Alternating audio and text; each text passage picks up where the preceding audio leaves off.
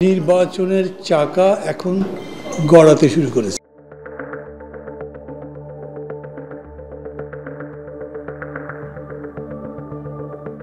নির্বাচনী হাওয়া বইতে শুরু করেছে আসন ভাগাভাগির মধ্য দিয়ে। কে কার সঙ্গে জোট করবে আর তার বিনিময়ে কত আসন পাবে এই নিয়ে চলছে জোর আলোচনা।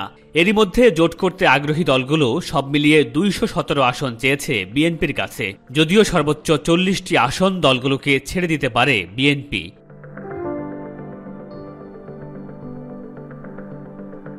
বিএনপির কাছে সবচেয়ে বেশি ১৩৮টি আসন চেয়েছে গণতন্ত্র মঞ্চ।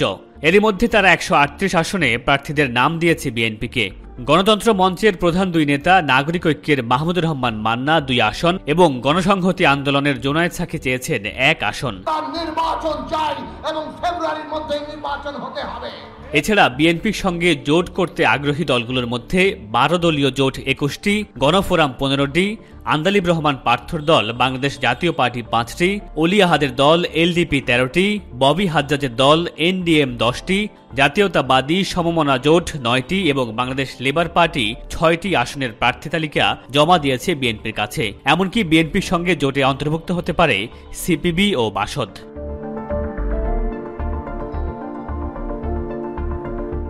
জামায়াত ইসলামীর সঙ্গে জোটে না গেলেও অন্য ইসলামী দল এবং আলেমদের পাশে চায় বিএনপি। এরই মধ্যে হাটহাজারী মাদ্রাসা, হেফাজতে ইসলাম বাংলাদেশের আমির, চারছিনা পীর, আলিয়া মাদ্রাসার মুরব্বীদের সঙ্গে আলোচনা করেছে দলটি, যার মধ্যে খিলাফতে মজলিসের নেতা মামুনুল হককে ঢাকা লালবাগের আসন এবং হেফাজতে ইসলামের সিনিয়র যুগ্ম মহাসচিব মাওলানা জুনায়েদ আল হাবিবকে ব্রাহ্মণবাড়িয়া ২ আসন ছেড়ে দিতে পারে দলটি।